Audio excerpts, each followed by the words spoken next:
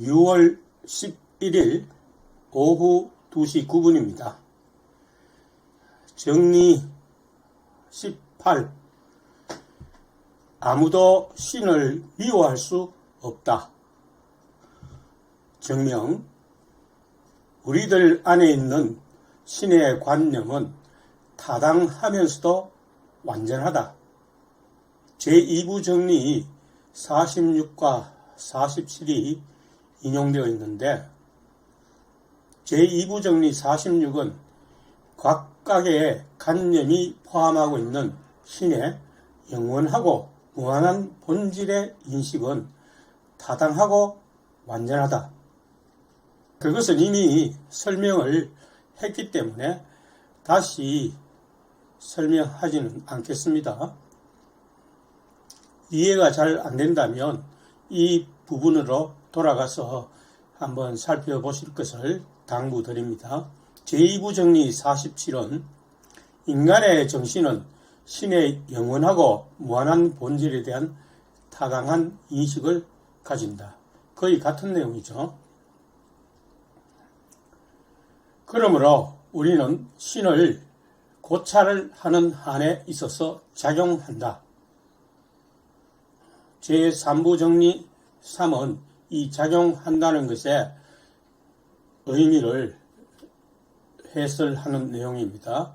정신의 능동은 오직 타당한 관념에 의해서만 발생하며 정신의 수동은 타당하지 못한 관념에만 의존한다. 그래서 이 인용된 세 개의 정리를 종합해보면 신에 대한 우리의 관념이 타당하고 완전하기 때문에 우리는 신을 능동적으로 고찰하게 된다는 것이죠. 그럼 능동적으로 고찰한다는 것은 바꾸어 말하면 선이고 유익하며 덕을 발생시킨다는 것이죠. 그런데 어떻게 미움이라는 수동적 감정이 발생할 수 있겠습니까? 그래서 결과적으로 아무도 신을 미워할 수 없다라는 결론에 도달이 되는 것입니다. 혹시 나는 신을 미워한다 이렇게 말하시는 분이 계실 수도 있습니다. 그런데 그것은 이제 앞으로 설명이 되겠어요. 다시 말해서 아무도 신을 미워할 수 없다, 이런 결론에 도달이 논리적으로 성립이 되는 것입니다. 감정의 정의 7이 인용되어 있는데, 정오란 외적 원인의 관념을 수반하는 슬픔이다. 그러니까 미움이라는 것이 수동적 감정이라는 것입니다. 존재할 수가 없죠. 왜냐하면 신에 대한 관념은 타당하고 완전하기 때문에 이러한 수동적 감정이 발생할 수가 없는 것입니다. 이 정리를 읽을 때 사람들은 신이란 단어에 대해 일반 종교, 특히 기독교에서 말하는 신을 떠올리기 때문에 인용된 정리를 부정하게 되는데, 여기서 신은 우리가 속해 있는 대자연이며 모든 사물의 실체로 정의되는 것입니다. 따라서 그 신의 영원하고 무한한 본질의 인식은 누구에게나 타당한 것입니다. 따라서 나머지 인용된 정리들과 연결시켜 보면 신을 미워할 수 없다는 결론이 나오는 것입니다. 즉, 우리가 속해 있는 이 세계를 미워하는 감정이 발생할 수 없다는 뜻입니다. 나아가 여기에서 말하는 신이 기독교나 기타 종교의 인격신이 될 수 있는지의 여부는 별개의 문제로 다루어야 하는 것입니다. 19를 보겠습니다. 신을 사랑하는 사람은 신이 반응하여 자기를 사랑하도록 노력할 수가 없다. 정리 18에 의하면 인간은 신에 대해서 타당한 관념을 가질 수 있다고 했습니다. 따라서 그 타당한 관념은 결국 달리 표현하면 신에 대한 사랑인 것입니다. 그 인식을 더 많이 하고 더 완전하게 할수록 신을 더욱 사랑하게 된다는 것과 동일한 것입니다. 그런데 그렇게 인간이 신을 사랑한다고 해서 신이 과연 인간처럼 반대로 인간을 사랑할 수 있는지, 거기에 대해서는 스피노자가 부정적으로 답변하고 있는 것입니다. 자, 왜 그런 것인가? 증명을 보도록 하시죠. 만약 인간이 이런 식으로 노력한다면 그는 정리 17의 개가 인용이 되어 있기 때문에 잠깐 살펴보면, 엄밀히 말해서 신은 아무도 사랑하지 않고 아무도 미워하지 않는다. 왜냐하면 신은 어떠한 기쁨 또는 슬픔의 감정으로 자극받아 변화되지 않기 때문이다. 따라서 신은 아무도 사랑하지 않고 아무도 미워하지 않는다. 바꿔 말하면 사랑만 한다는 것입니다. 그런데 정오가 없을 때는 그 사랑이 사랑으로 표현될 수가 없는 거죠. 그냥 자기 속성에 의한 발현일 뿐입니다. 인간에게서 수동적 감정이 나오고 그 수동적 감정에 의해서 정오가 발생하기 때문에 사랑이라는 이 대립되는 감정을 표현하는 것입니다. 따라서 신에게는 능동만 존재하기 때문에 수동이 존재하지 않죠. 그러니까 대립되는 감정이 존재할 수가 없죠. 그래서 사랑도 미움도 없다는 것입니다. 선도 악도 없다는 것입니다. 이해되시죠? 그러나 인간의 관점에서 보면 기독교에서 말하듯이 하나님은 사랑이다 라고 말할 수 있습니다. 왜냐하면 그 대립되는 감정, 정오라는 것이 인간에게 존재하기 때문에 그 반대의 감정은 사랑이라는 것입니다. 그렇다면 신은 정오라는 것이 존재하지 않기 때문에 오직 사랑만 존재한다는 것입니다. 스피노자식으로 우리가 이해할 수도 있고, 기독교의 그 사랑을 정당화시킨다면 그런 식으로 설명할 수 있다는 것입니다. 다시 본문을 보겠습니다. 푸른 글씨는 인용된 글씨이고 붉은 글씨는 저의 해설이며 검은 글씨는 에티카 본문입니다. 자기가 사랑하는 신이 아니기를 바라는 것이 된다. 이것은 부조리하다. 앞에서 어떤 설명을 했죠? 신은 인간과 같은 감정이 존재하지 않는다는 것을 증명했죠. 그러니까 인간과 같은 사랑이나 미움이 존재하지 않는다는 것입니다. 그럼에도 불구하고 신이 우리를 사랑하는 감정을 갖기를 바란다면 그건 신의 정의와 모순이 된다는 것이죠. 그러나 앞에서 제가 추가했듯이 신이 무한한 한에 있어서가 아니라 인간의 속성으로 작용하는 한에 있어서는 인간의 감정을 가진다고 말할 수 있다. 그것은 그의 속성이 인간으로 작용하고 있기 때문이다.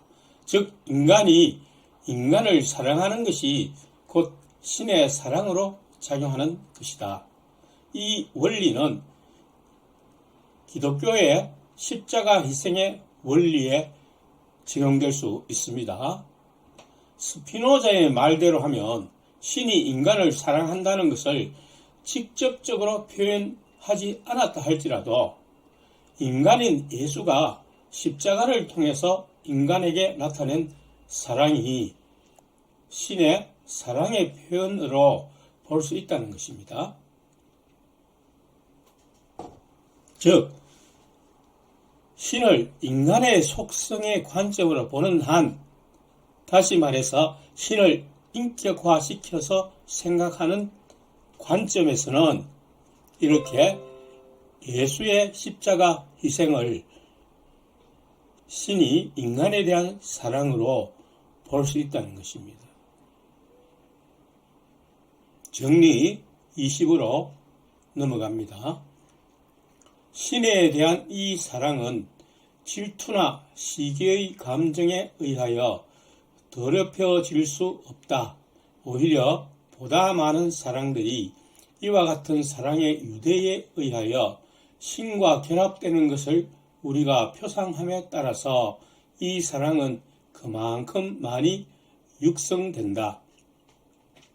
여기서 신에 대한 인간의 사랑이란 신에 대한 타당한 인식을 가리킵니다. 즉 우리가 신을 사랑한다는 것은 신에 대한 지적인 인식을 확실하게 가지는 것을 의미합니다. 이 사랑은 인간의 관능적 사랑에서 볼 수 있는 것과 같은 삼각관계나 질투, 정오 등에 의해서 방해받지 않는다는 뜻입니다. 왜냐하면 그것은 타당한 인식이기 때문에 수동적 감정이 일어날 수 없는 것입니다. 자, 이러한 모든 내용들은 앞에 공식을 이해해야만 쉽게 파악이 될 수 있는 것이죠. 그래서 모든 철학 저서들은 대다수 수학 공식처럼 되어 있어서 그 공식을 파악하지 못하면 그 철학자의 말을 이해하기가 매우 힘이 듭니다. 무슨 이야기를 하고 있는지 전혀 이해가 안 되죠. 그것은 그 철학자가 처음부터 체계적으로 말하는 그 논리에 의해서 성립이 되는 것이기 때문에 그렇습니다. 특히 칸트의 철학서 같은 경우, 순수 이성 비판 같은 책의 경우에는 특히 그렇습니다. 내용을 읽어보면 공식을 이해하지 않고는 전혀 무슨 말인지를 이해가 불가능합니다.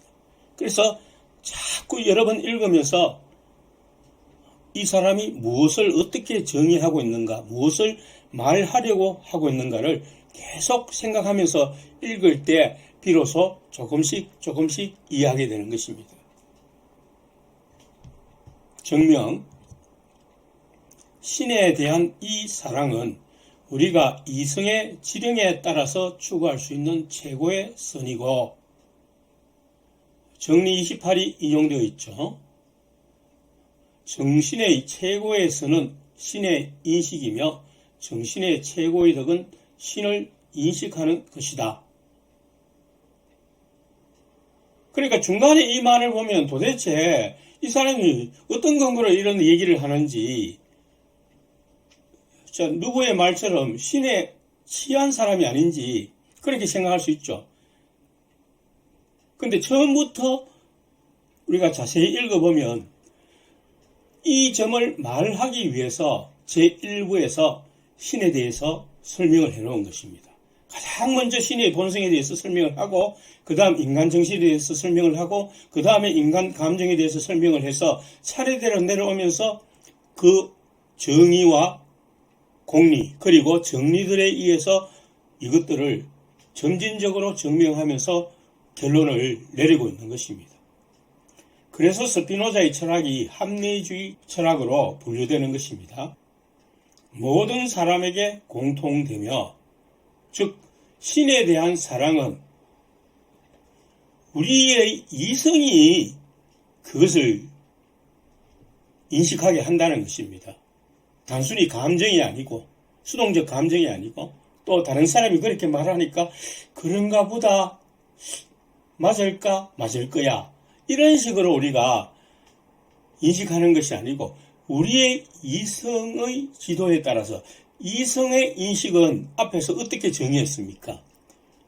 의심할 수 없는 확실한 인식이라고 했죠. 피타고라스 정리를 예로서 사용해서 설명을 드렸습니다. 그처럼 일말의 의심도 없는 인식이 이성의 인식인 것입니다. 그래서 이러한 이성의 인식에 의해서 신에 대한 사랑이 발생하는 것이지 막연하게 신이 존재할 거야. 그래서 나는 신을 사랑해. 이러한 사랑이 아니라는 것입니다. 그래서 최고의 선은 신의 인식이라고 했죠. 왜 최고의 선이 신에 대한 인식입니까? 잠깐 복습 겸해 살펴보도록 합시다. 선은 반드시 어디에서 발생합니까? 이성의 인식에서 발생하는 것이죠. 수동적 감정에 의한 것이 아니고 이성에 의해서 발생하는 것이 선이고 또 그 선을 실천하는 것이 덕입니다. 그러니까 덕과 선은 사실상 같은 것이라고 볼 수 있죠. 구분을 한다면 선은 인간에게, 우리에게 도움이 되는 것을 선이라고 정의할 수 있고 덕은 그 선을 행하는 것을 덕이라고 표현할 수 있습니다. 그래서 이 두 가지는 동일한 것이라는 뜻입니다. 다시 말하면 앞의 것은 아는 것이고 뒤의 것은 행함을 의지하는 것입니다. 지성과 의지가 일치한다는 뜻이죠. 모든 사람에게 공통되며 단 한 사람의 예외도 발생할 수 있는 것이 아닙니다. 나는 신을 인식하지 못해 이렇게 말할 수가 없다는 것입니다. 자연물을 관찰함으로써 분명히 그 자연물들의 실체가 존재한다는 것을 누구나 인정할 수밖에 없다는 것입니다. 제4부정리 36에는 덕을 따르는 사람들의 최고의 선은 모든 사람에게 공통적이며 모든 사람이 똑같이 그것을 향유할 수 있다. 이것은 역시 증명되었기 때문에 다시 설명하지는 않겠습니다. 본문 우리는 모든 사람이 그것을 향수하기를 바란다. 즐기기를 바란다. 누리기를 바란다는 뜻이죠. 그러므로 감정의 정의 23이 또 인용되어 있는데 이 두 가지 인용문을 살펴보면 덕을 따르는 사람은 누구나 자기를 위하여 추구하는 선을 다른 사람들을 위하여 욕구할 것이며 신에 대한 인식이 크면 클수록 그만큼 많이 욕구할 것이다. 기독교로 말하자면 전도하는 걸 말하는 거죠. 자, 왜 그렇게 되는가 우리가 논리적으로 생각을 하면 내가 선을 행함으로써 나의 보존을 유지하는 것이고 나에게 유익을 베풀게 하는 것이죠. 그러니까 다른 사람들도 그렇게 함으로써 그 기품을 더 정대시킬 수 있기 때문에 자기 보존을 더 활성화시키고 나의 유익을 더 도움이 된다고 보기 때문에 그렇게 행한다는 것입니다. 감정의 정의 23은 질투란 타인의 행복을 슬퍼하며 반대로 타인의 불행을 기뻐하도록 인간을 자극하여 변화시키는 한에 있어서의 미움이다. 질투를 정의해 놓은 거죠. 남이 잘 되면 마음이 찝찝하고 다른 사람이 불행해지면 내 마음이 흡족해진다. 뭐 그런 뜻이죠. 그것을 질투라고 한다는 정의예요. 그것은 질투의 감정에 의하여 더럽혀질 수 없으며 즉 무엇이 신에 대한 사랑이 질투의 감정에 의해서 방해를 받을 수 없다는 거예요. 또한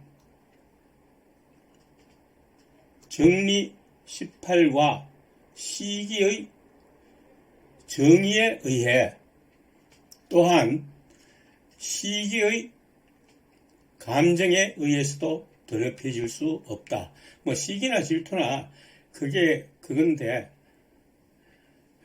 정리 18에서는 질투의 정의를 해두었고 제3부 정리 35의 주석을 참조하게 되면 시기의 정의가 나오고 있는데 질투로 인해 일어나는 정오라고 정의되어 있습니다. 그러니까 질투란 다른 사람의 행복을 슬퍼하고 타인의 불행을 기뻐하는 것을 질투라고 정의했고, 시기는 그 질투로 인해서 일어나는 증오심을 시기라고 정의한다는 것이죠. 거의 같은 내용입니다. 반대로 보다 많은 사람들이 그것을 향수하는 것을 우리가 표상함에 따라서 그것은 그만큼 많이 육성되지 않을 수 없다. 더 커진다는 거죠. 영어 번역에서는 encourage라고 번역을 했는데, encourage라는 뜻이 격려하다, 고무하다, 장려하다, 용기를 북돋우다, 이런 뜻이 들어있죠. 번역자는 라틴어에서 바로 육성되다 이런 뜻으로 번역을 했습니다. 그러니까 커진다는 뜻이죠. 사람들이 많이 신에 대한 사랑을 향수할수록, 누릴수록 그 사랑이 더 커진다는 것입니다. 이렇게 보면 당연한 것이죠. 제3부 정리 31에서는 만약 우리 자신이 사랑하거나 욕망하거나 증오하는 어떤 것을, 어떤 사람이 사랑하거나 욕망하거나 증오하는 것을 우리가 표상한다면, 즉 우리가 느낀다면, 그로 인하여 우리는 그것을 더욱 확고부동하게 사랑하거나 욕망하거나 증오할 것이다. 우리가 같은 감정을 다른 사람들도 공유하게 되면 나의 감정이 더 육성된다는 것이죠. 더 커진다는 것이죠. 주석, 이 사랑에 직접적으로 반대되며 이 사랑을 파괴할 수 있는 감정은 결코 없다는 것을 우리가 같은 방식으로 증명할 수 있다. 그러므로 우리가 결론 지을 수 있는 것은 이러하다. 즉, 이 사랑은 모든 감정 중에서 가장 항구적이며 그것이 신체에 관계되어 있는 한에 있어서는 신체 자체와 함께가 아니라면 파괴될 수 없다. 죽음이 아니면, 즉 의식이 있는 한 그 사랑은 지속된다. 자, 이런 말이 신약 성경에도 나오고 있죠. 바울이 한 말인데, 로마서 8장 38절과 39절에서 이렇게 말하고 있습니다. 내가 확신하노니 사망이나 생명이나 천사들이나 권세자들이나 현재 일이나 장래 일이나 능력이나 높음이나 깊음이나 다른 어떤 피조물이라도 우리를 우리 주 예수 그리스도 안에 있는 하나님의 사랑에서 끊을 수 없으리라. 신에 대한 사랑을 결코 끊을 수 없다는 점을 바울이 말하고 있습니다. 스피노자가 아마도 신약 성서의 이 말을 기억하면서 자기 책을 저술했을 수 있죠. 그것이 오직 정신에만 관계되어 있는 한에 있어서, 그것이 무엇이 신에 대한 사랑이 우리의 정신에만 관계되어 있는 한에 있어서 그것의 본성이 어떠한지에 대해서는 나중에 알게 될 것이다. 그 사랑이 어떤 것인지, 그 본성 자체가 무엇인지, 그것에 대해서는 이제 정리 20 이후로 이야기하게 된다는 것입니다. 이것으로서 나는 감정에 대한 모든 요법, 치료법을 말하는 거죠.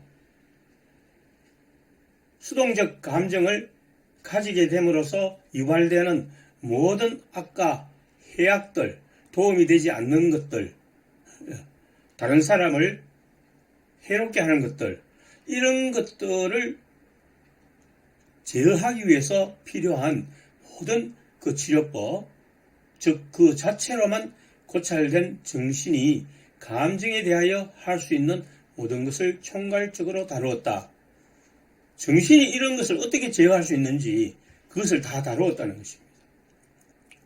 이것으로부터 감정에 대한 정신의 능력은 다음의 점에 있다는 것이 명백하다. 자, 이렇게 해서 감정에 대해서 정신이 가질 수 있는 능력, 즉 제어할 수 있는 능력을 다음 5가지로 정리를 해두었습니다. 1. 감정의 인식 그 자체에 정신의 능력이 작용한다는 것입니다. 정리사의 주석에서는 전부는 아니더라도 일부분 감정을 타당하게 인식할 수 있기 때문에 그만큼 감정을 누릴 수 있다는 점을 설명하고 있습니다. 즉 정신은 감정을 어느 정도 능동적으로 인식한다는 것입니다. 즉 우리가 수동적 감정을 가지잖아요. 그래서 해악을 유발시키는데 그러한 수동적 감정을 가지는 가운데에서도 그것이 타당하지 못한 인식에서 출발하기 때문에 그런데 그 타당하지 못한 인식 중에는 전적으로 잘못된 것이 아니고 일부는 올바른 인식이 포함되어 있을 수 있다는 것입니다. 전적으로 잘못된 것도 물론 있을 수가 있죠. 그래서 그 올바른 인식에 대해서는 능동적이죠. 그러니까 그것이 어느 정도 정신의 작용으로 일어난다는 것입니다.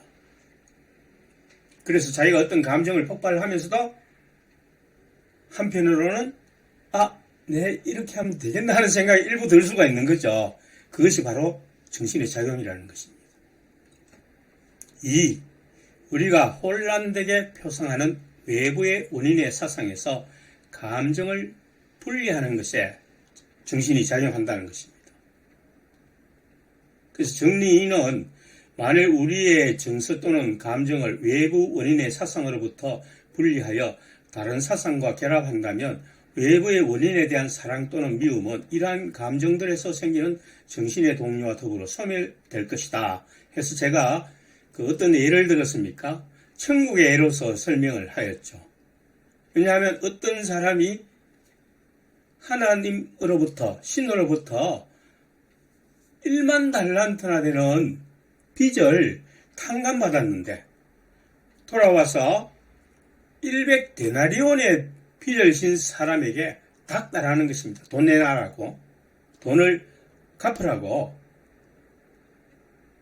자, 이런 경우에 그가 1만 달란트 빚을 탕감받았다는 인식이 분명하게 있다면 그는 100데나리온의 가치는 아무것도 아니기 때문에 그것을 탕감해 줄 수 있다는 것입니다. 그러니까 이것은 무엇을 설명하는 것입니까? 우리가 다른 사람에 대해서 적대시하고 원수처럼 여기는 것에 대한 감정은 우리가 신으로부터 사랑을 받고 있다는 이 감정을 확실하게 인식한다면 그러한 분노의 감정은 바뀔 수 있다는 것을 설명하는 것이죠. 다른 사상과 결부된다는 것이 바로 그것을 의미하는 것입니다. 천국에 대한 인식, 하나님의 은혜에 대한 인식으로 그 분노가 은혜의 감정으로 바뀔 수 있다는 것을 말하는 것입니다. 이것을 바뀌게 하는 그 역할, 그 능력이 어디에서 출발합니까? 우리의 정신에서 출발한다는 것입니다. 맞죠? 3. 우리가 타당하게 인식하는 사물에 관계되어 있는 변형은, 여기서 변형은 감정화되는 것이라고 했죠. affection, 우리가 혼란되게 또는 단편적으로 파악하는 사물에 관계되어 있는 변형보다 시간적으로 우위에 있다는 것에 정리치를 참조하라고 했죠. 이성에서 생기거나 이성에 의하여 일어나는 감정들은 시간과 관련지어서 본다면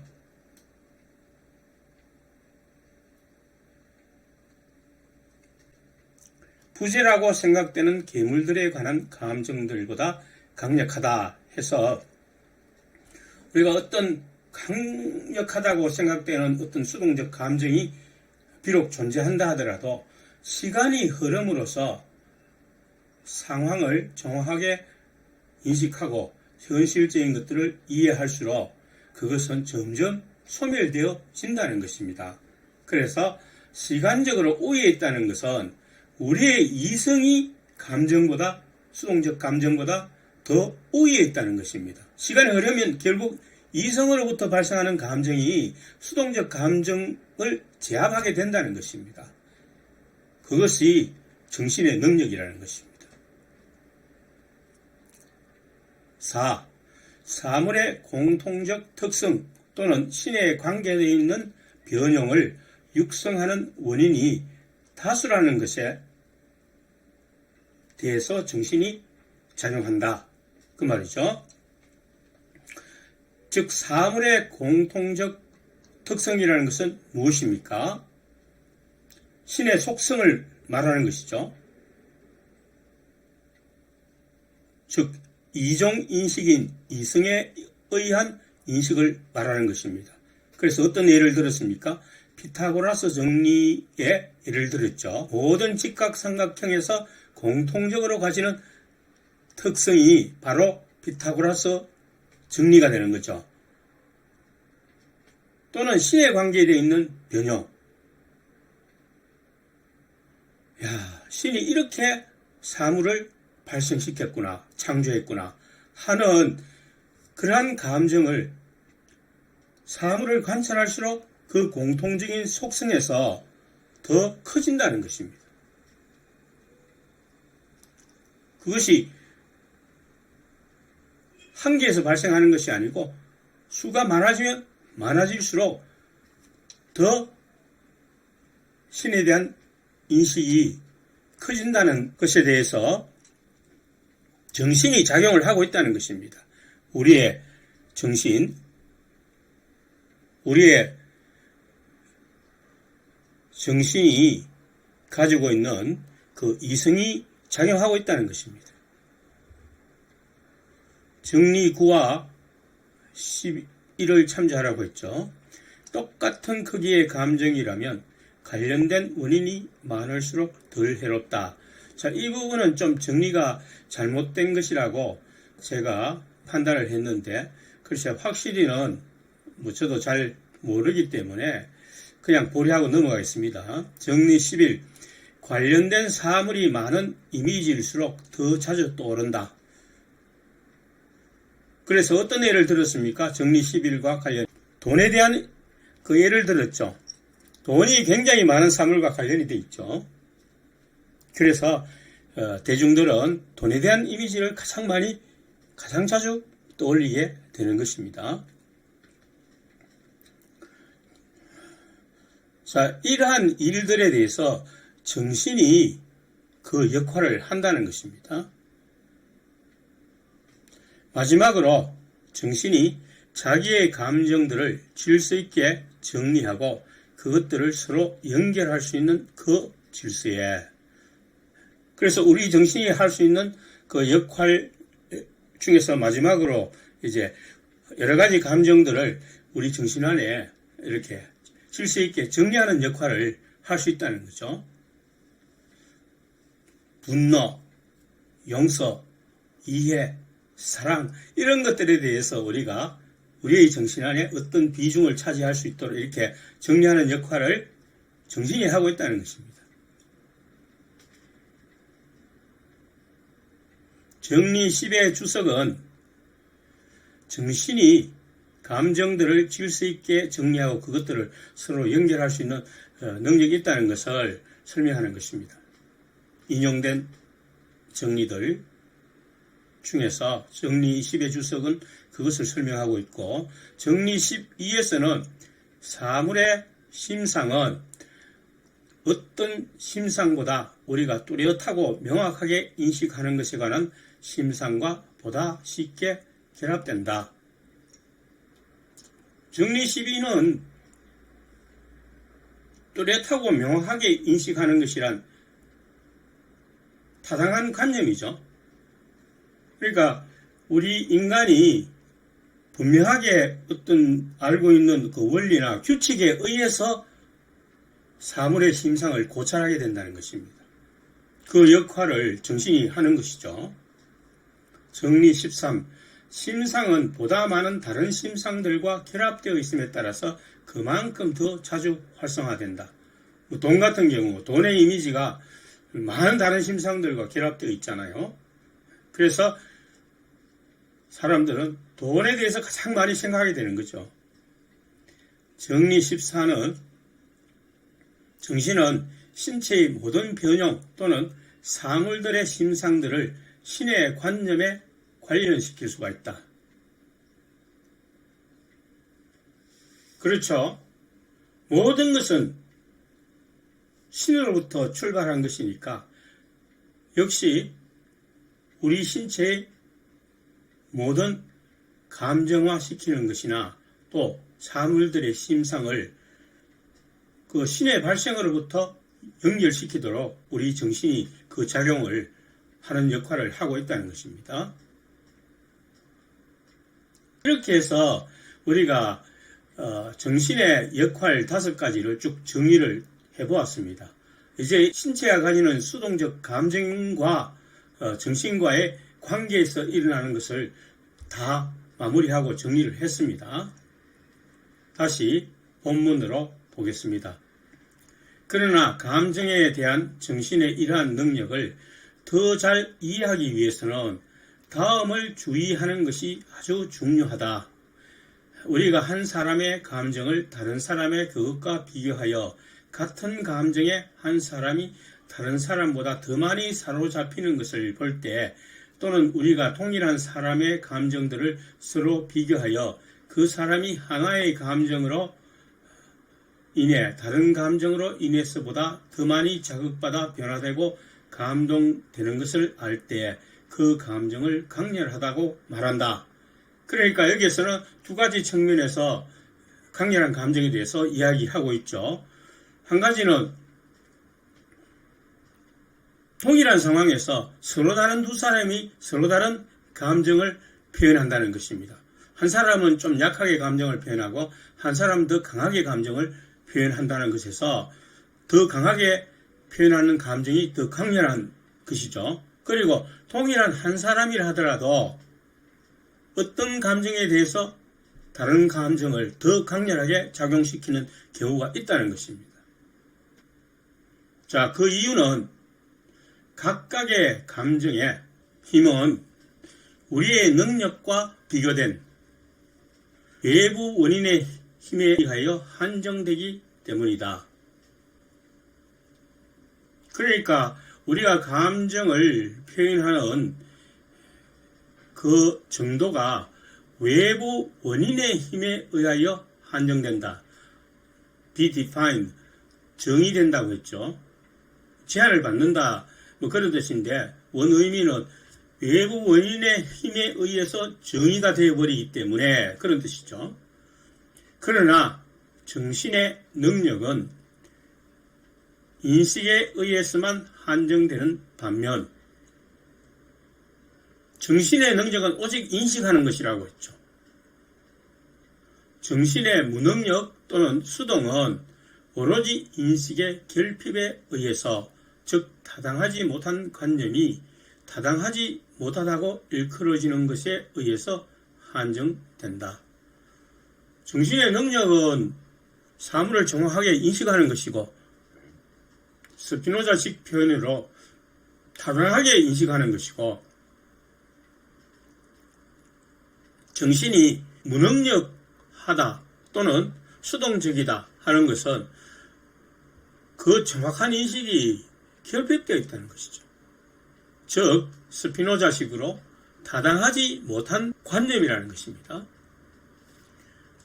이것으로부터 나오는 결론은 이러하다. 즉 자체의 가장 큰 부분이, 자체라는 것은 정신을 얘기하고 있는 것입니다.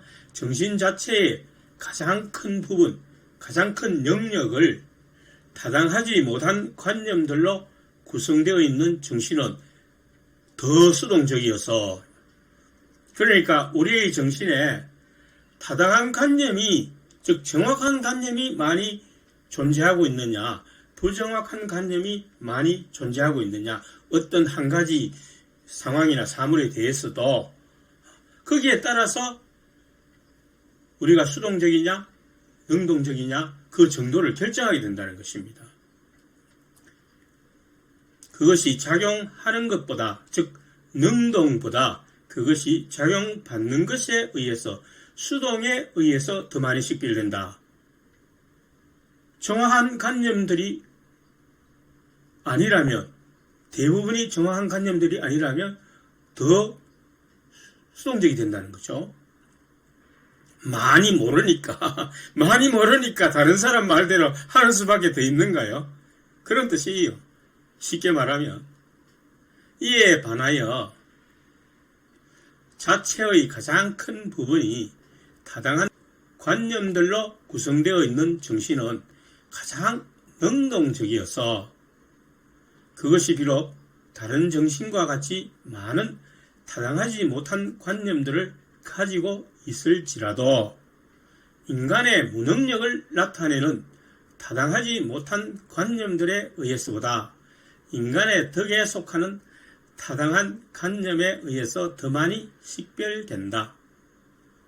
즉 우리의 정신을 차지하는 비율이 타당한 관념, 정확한 인식이 더 많이 차지하고 있다면 우리는 더 능동적이 될 수밖에 없다는 것이죠.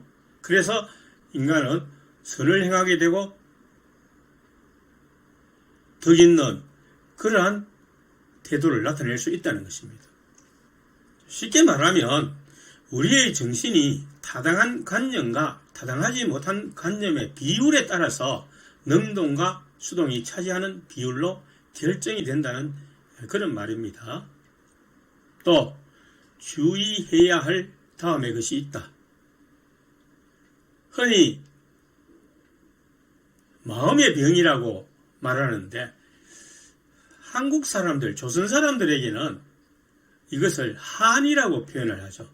어떤 마음에 맺힌 한이 있다, 불행이 있다.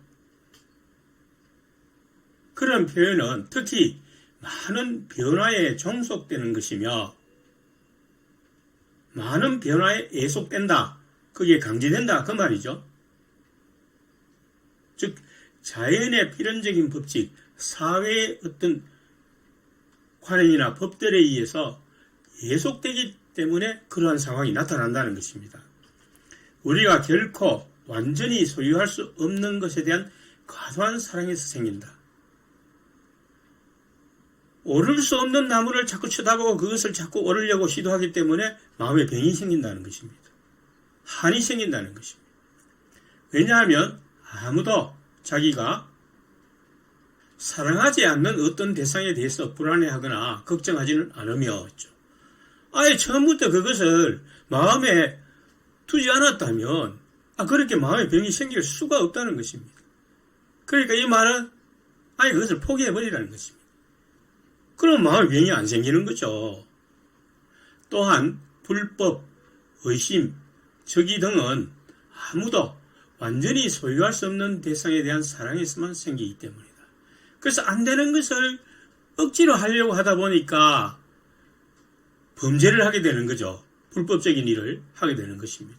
그리고 자꾸 그 일을 하는 과정에서 다른 사람을 의심하게 되고 미워하게 되는 것입니다.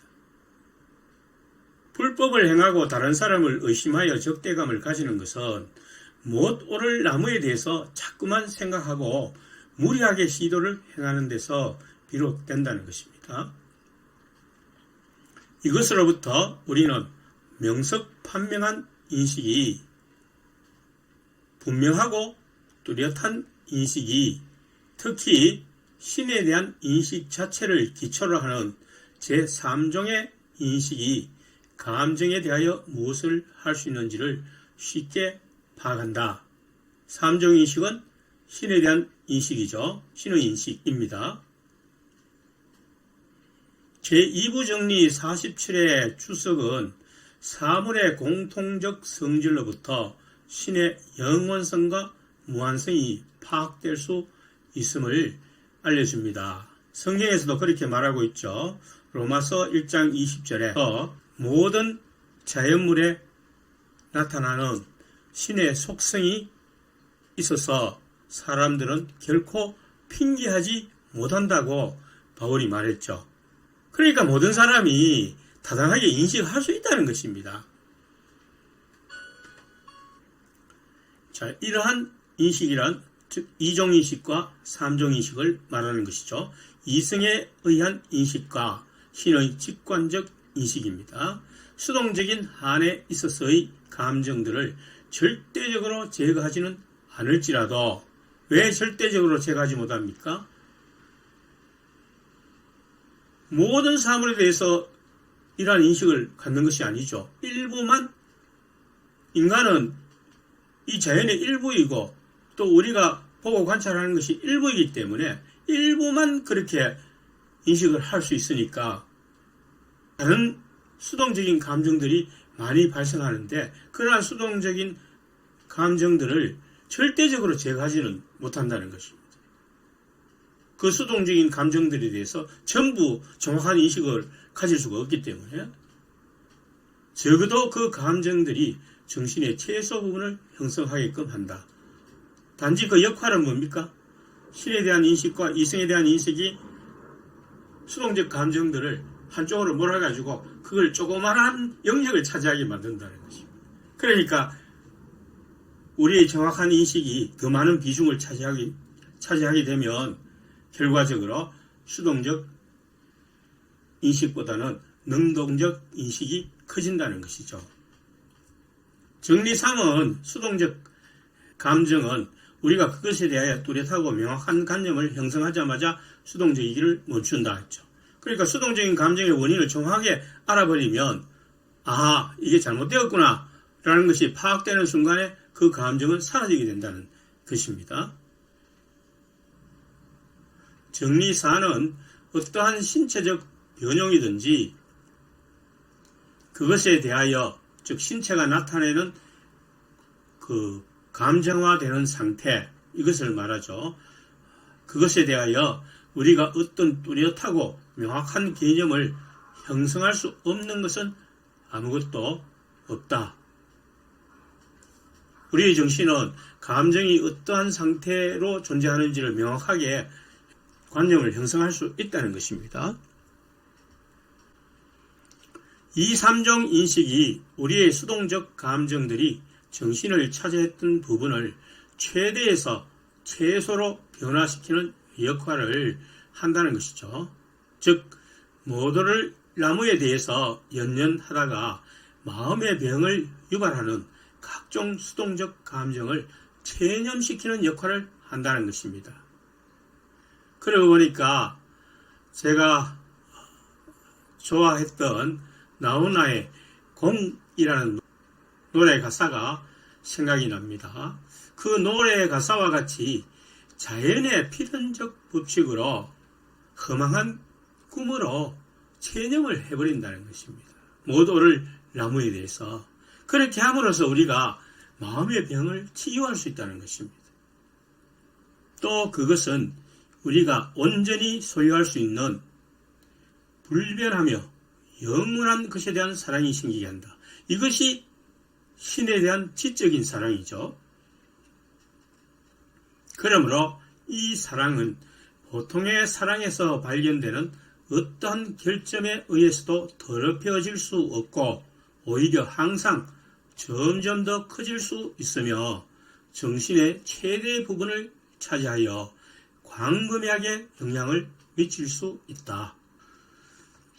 수동적 감정이 아니라 신에 대한 인식이 오히려 우리 정신의 최대 부분을 차지하게 되는 것입니다. 이러한 감정이 우리 인생의 광대한 범위에 걸쳐 영향을 미치게 되죠. 즉 우리의 인생 철학이 된다는 것입니다. 그래서 사람이 살아가는데 자기 모든 처신의 그 밑바탕이 되는 것이 자기 철학이라는 것이죠. 비록 철학이라는 단어로 표현하지는 않을지 모르지만 모든 사람은 다 철학을 가지고 있습니다. 그것이 종교관이든 미래관이든 사물에 대한 가치관이든 모든 것에 다 영향을 주고 있는 것입니다. 이것으로서 나는 현재의 생활에 관한 모든 것을 완료하였다. 왜냐하면 내가 이 주석의 첫머리에서 말한 것처럼 이러한 간결한 설명 안에서 간결하다고 스스로 말했는데 사실 너무 간결하게 해서 내용 이해가 많이 안 되죠.